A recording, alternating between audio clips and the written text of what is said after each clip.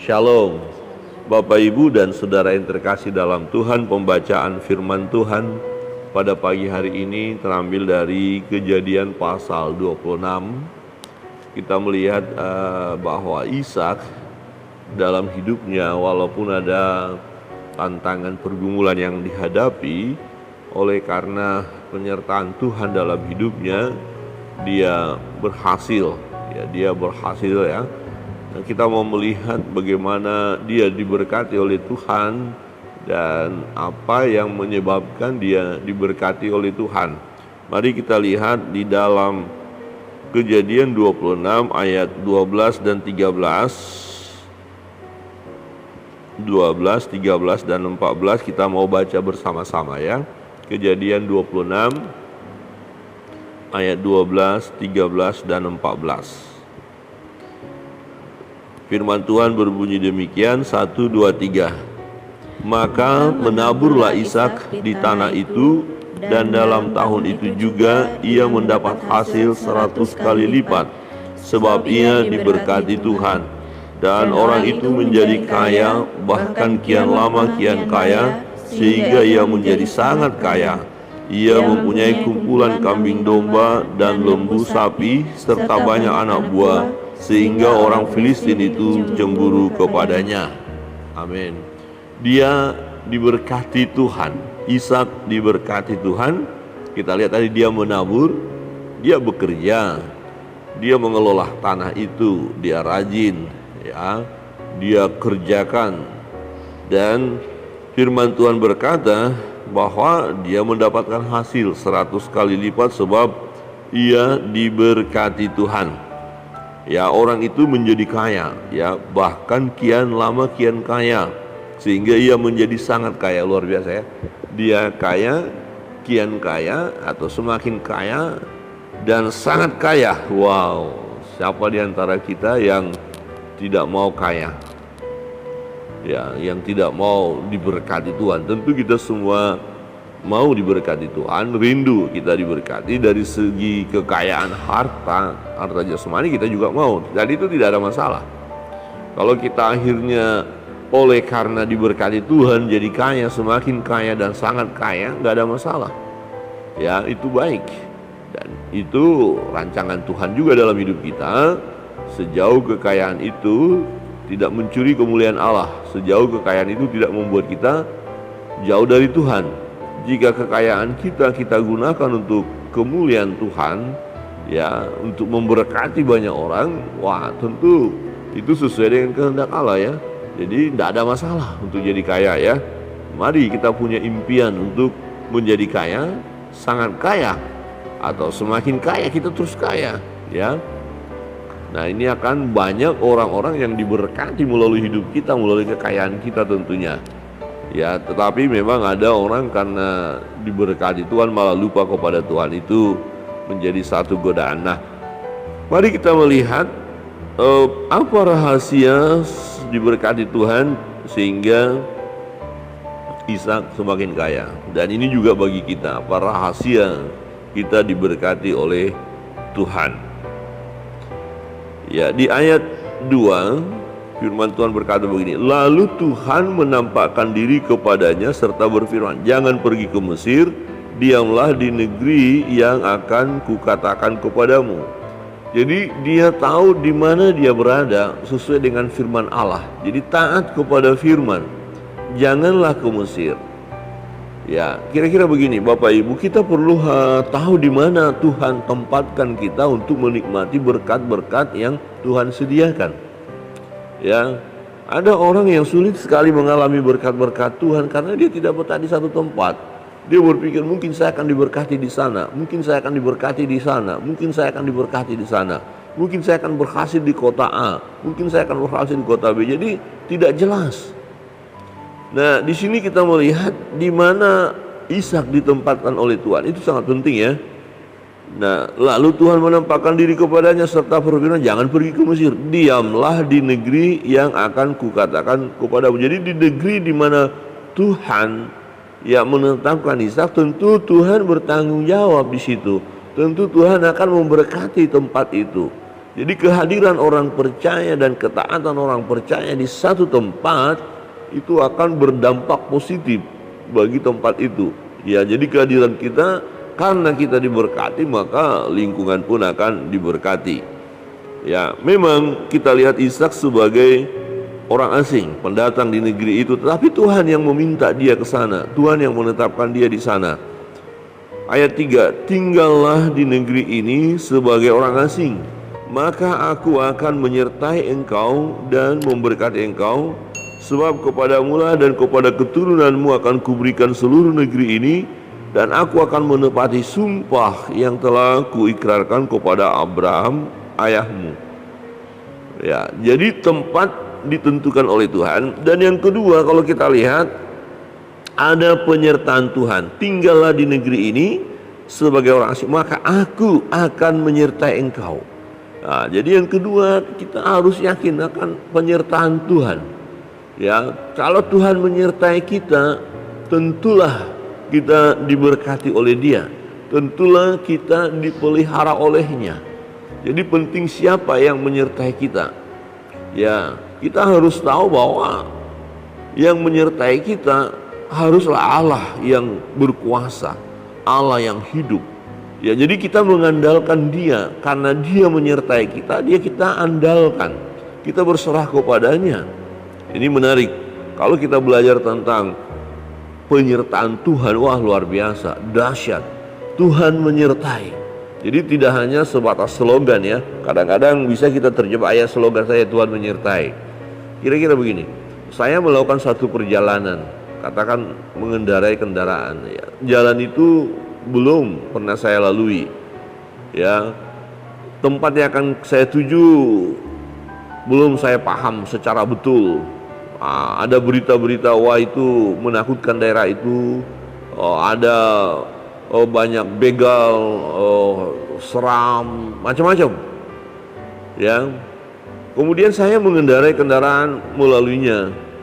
Nah kemudian saya katakan, oh saya nggak takut, Tuhan menyertai aku. Tetapi fakta sewaktu saya masih dalam perjalanan penuh dengan keraguan-raguan. Ya kadang-kadang berpikir mundur saja, nggak usah dilanjutkan perjalanan ini. Ya tapi jalan lagi, tapi ketakutan. Ya cemas. Ya khawatir. Nah berarti kita hanya slogan aja yang berkata Tuhan menyertai aku. Ya, nah ini prakteknya ya. Berarti kita nggak mengerti arti penyertaan Tuhan, atau kita tidak tahu bagaimana Tuhan menyertai kita. Nah, apa manfaat kalau Tuhan menyertai kita? Karena kita faktanya ketakutan, cemas, ragu-ragu, kemudian mau mundur lagi, tidak berani lagi melangkah. Ya, tetapi kalau kita yakin bahwa Tuhan menyertai kita, pertama kita tahu Dia berkuasa. Ya, Dia memelihara kita, menjaga kita, membimbing kita, mengarahkan perjalanan hidup kita. Ya, Dia beri yang terbaik bagi kita. Maka waktu kita mengenakan kendaraan untuk masuk melanjutkan perjalanan, nggak usah khawatir, jalan saja, tancap saja. Dan bila perlu sambil bernyanyi kita ya mengikuti perjalanan itu, sambil bersuka cita. Jadi apakah ada bahaya? Ada. Apakah berita-berita, suara-suara yang kita dengar itu benar? Benar, itu fakta. Ada begal di sana, jalannya seram, macam-macam, betul. Tetapi karena kita tahu Tuhan yang berkuasa, Tuhan yang hebat itu menyertai kita, bersama dengan kita. Nah kita tidak perlu lagi terlalu khawatir dengan berita-berita tadi, dengan situasi di lingkungan kita. Karena Tuhan bertanggung jawab. Jadi Tuhan menyertai kita, Dia mengerti keadaan kita, Dia tahu situasi yang kita alami, Dia tahu juga ada bahaya di depan. Dan Dia tidak hanya sebatas tahu, tapi Dia juga melindungi kita. Menyertai artinya melindungi juga, memberi yang terbaik, menolong. Dia bertindak yang sesuai dengan kuasanya, kehendaknya, kasihnya. Jadi Ishak disertai Tuhan. Ya, Ishak disertai Tuhan. Jangan pergi kemana-mana, kata Tuhan. Jangan pergi ke Mesir, di sini saja engkau akan diberkati. Tuhan menyertai, Tuhan menyertai dan memberkati engkau. Sangat indah kalau kita hidup bersama dengan Tuhan. Ya, ada ketenangan, ada damai, ada sukacita, dan yang menarik adalah apa yang kita kerjakan dibuatnya berhasil. Amin. Apa yang kita kerjakan dibuatnya berhasil.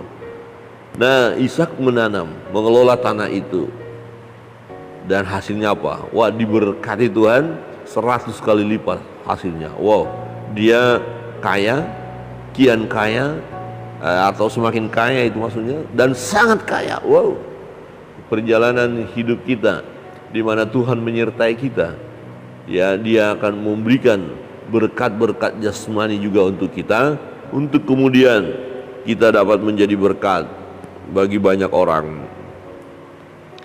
Berikut kita melihat firman Tuhan, sebab kepadamu lah dan kepada keturunanmu akan kuberikan seluruh negeri ini, dan aku akan menepati sumpah yang telah kuikrarkan kepada Abraham ayahmu. Aku akan membuat banyak keturunanmu seperti bintang di langit. Aku akan memberikan kepada keturunanmu seluruh negeri ini, dan oleh keturunanmu semua bangsa di bumi akan mendapat berkat. Karena Abraham telah mendengarkan firman-Ku dan memelihara kewajibannya kepadaku, yaitu segala perintah, ketetapan, dan hukum-Ku. Yang menarik adalah Tuhan memperhitungkan apa yang dilakukan Abraham. Jadi Ishak menikmati berkat Tuhan oleh karena papanya. Ya, jadi berkat dari papanya turun kepada dia. Ini penting bagi kita orang tua. Ya, bagi kita orang tua penting kita hidup benar di hadapan Allah, ya, mentaati firman Allah. Maka ya, apa yang kita lakukan berdampak positif nanti kepada anak-anak kita. Keturunan kita akan diberkati karena kita orang tua yang takut akan Allah. Jadi karena Abraham dikatakan, mengapa Ishak diberkati oleh Tuhan dan keturunannya akan diberkati oleh Tuhan? Karena Abraham telah mendengarkan firman-Ku. Wah, ini orang-orang tua perlu dengar ini ya, kita sebagai orang tua, karena apa yang kita lakukan ini akan berdampak kepada anak-anak kita. Ya, jadi kalau kita sebagai anak ada di antara kita, oh, saya melihat diri saya berhasil, saya diberkati Tuhan. Nah, coba lihat, ternyata orang tua kita sebelumnya di atas kita, ya, orang tua kita itu telah melakukan hal yang baik dan benar. Mereka taat kepada firman. Dan kita sekarang giliran kita diberkati Tuhan. Nah, Tuhan memperhitungkan apa yang dilakukan oleh orang tua kita sebelumnya. Ya, dulu ya, orang tua kami selalu memberikan nasihat dan dikatakan, kemanapun kamu merantau nak, lakukan yang baik, ya, dan Papa percaya engkau akan mendapatkan yang baik, karena Papa pun melakukan hal yang baik. Papa membantu orang lain, ya, tidak berharap orang yang Papa bantu akan membantu kamu, tapi Tuhan bisa membantu, Tuhan bisa pakai orang lain membantu kamu. Tetapi Papa yakin tidak sia-sia bahwa yang baik yang Papa buat itu akan berdampak kepadamu. Wah, ini menarik. Jadi kami selalu diajarkan, lakukan aja yang baik. Nah, walaupun nanti kita lakukan yang baik kepada seseorang, jangan berharap orang itu yang akan membantu. Jangan berharap. Tugas kita adalah membantu orang lain, tapi yakinlah anak-anak kita ia akan mendapatkan pertolongan dari orang lain, ya, oleh karena kita yang melakukan yang baik. Kami mendapatkan kemudahan-kemudahan dari orang lain, pertolongan orang lain, karena Papa kami dulu melakukan hal yang baik, yaitu takut akan Allah, mendengarkan firman Allah. Nah, Abraham telah mendengarkan firman-Ku. Jadi Tuhan berkata kepada Ishak, kira-kira Ishak, aku kuberkati, memang kau taat, tapi juga karena aku ada janji sama papamu. Nah, papamu itu menaati firman-Ku, dia dengar firman-Ku. Ya, kira-kira begitu bahasa, ya, bahasa saya sendiri, kira-kira dibahasakan bahasa sendiri gitu ya. Jadi aku berkati engkau karena papamu. Wah, ini menarik sekali, pelajaran penting bagi kita orang tua, supaya anak-anak kita, generasi berikut diberkati Tuhan. Ini penting bagi kita untuk mendengar suara Tuhan. mendengar firman Tuhan. Karena Abraham telah mendengarkan firman-Ku dan memelihara kewajibannya kepadaku. Apa kewajibannya? Yaitu segala perintah, ketetapan dan hukumku. Jadi kewajiban kita adalah mendengarkan firman Allah, mentaatinya. Lakukanlah firman. Ya, perintah-perintah Allah kita lakukan. Larangan-larangan kita jauhkan. Kalau teman-teman jangan ini, jangan, ya jangan lakukan. Ya. Tapi kalau perintahnya lakukan ini, perbuat ini, kerjakan ini, ya kita kerjakan. Ya. Tetapi larangan jangan. Wah, udah dikatakan ya jangan mencuri, tapi kita mencuri juga. Wah, bagaimana Tuhan memberkati kita? Ya. Jangan berzina, ya kita berzina juga. Repot itu. Ya. Jadi perintah untuk dilakukan, kita harus lakukan. Kasihilah sesamamu manusia, ya kita kasihi. Berilah, bantulah orang lain, ya kita bantu. Tetapi kalau larangan ya jangan dilakukan ya. Nah, Abraham kita kenal atau dikenal dengan sebutan bagi dia adalah bapak orang beriman, bapak orang percaya. Karena memang dia buktikan walaupun ada kejatuhan ya, tetapi faktanya dalam perjalanan hidupnya dia taat kepada perintah Allah ya. Memelihara kewajibannya kepadaku, kata Tuhan. Memelihara kewajibannya apa? Yaitu segala perintah, ketetapan dan hukumku. Bapak Ibu Saudara yang terkasih dalam Tuhan, semua kita rindu diberkati Tuhan. Ya, ingat kita taat di mana Tuhan tempatkan kita. Ya, jangan ragu-ragu lagi bahwa di tempat itu Tuhan akan memberkati kita. Amin. Jangan khawatir. Pastikan setiap langkah-langkah hidup kita adalah ditetapkan oleh Tuhan. Kira-kira begini, saya mau merantau, Tuhan kira-kira daerah mana Tuhan? Saya mau buka pelayanan, Tuhan kemana saya mau mulainya Tuhan? Pimpin saya. Nah kemudian kita yakin, ya Tuhan beri petunjuk, oh kamu harus ke kota A. Nah waktu kita di kota A, di situ Tuhan akan memberkati kita. Ya yang penting kita berserah. Ya kemudian ingat penyertaan Tuhan. Saya disertai Tuhan, saya tidak perlu takut bahwa saya akan diberkati karena Tuhan menyertai saya diberkati, anak-anak saya, keturunan saya akan diberkati. Tuhan akan secara jasmani akan kaya, kian kaya, sangat kaya untuk kemudian menjadi berkat bagi orang lain. Dan kita juga melihat bagaimana ya kita diberkati oleh karena warisan dari orang tua kita, bahwa orang tua kita itu adalah takut akan Allah. Warisan yang dimaksud yang saya katakan di sini adalah iman daripada orang tua, ketaatannya kepada firman Allah seperti Abraham yang takut akan Tuhan, yang melakukan perintah Allah, dan Tuhan memperhitungkan kepada Ishak, kepada Yakub dan kepada keturunan selanjutnya. Bapak Ibu Saudara yang terkasih dalam Tuhan, kita melihat bagaimana Tuhan memberkati. Ketika Tuhan memberkati, Ishak menyembah Tuhan, Ishak memuliakan Tuhan.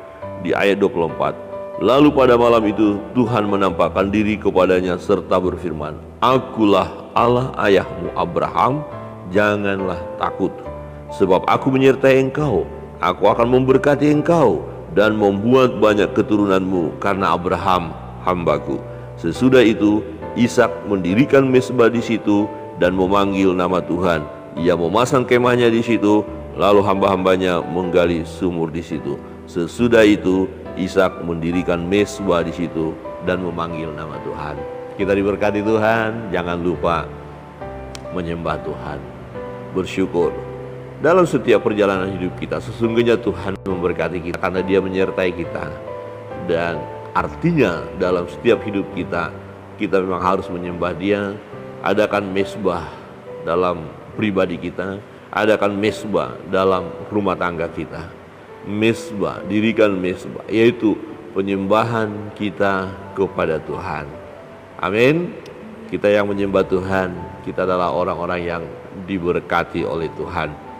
Kiranya kebenaran firman Tuhan ini menolong kita dalam setiap perjalanan hidup kita. Sedikit ya, sekali lagi, kalau kita berkata aku diberkati oleh Tuhan, bukan berarti tidak ada masalah, bukan berarti tidak ada tantangan, ya. Jangan keliru.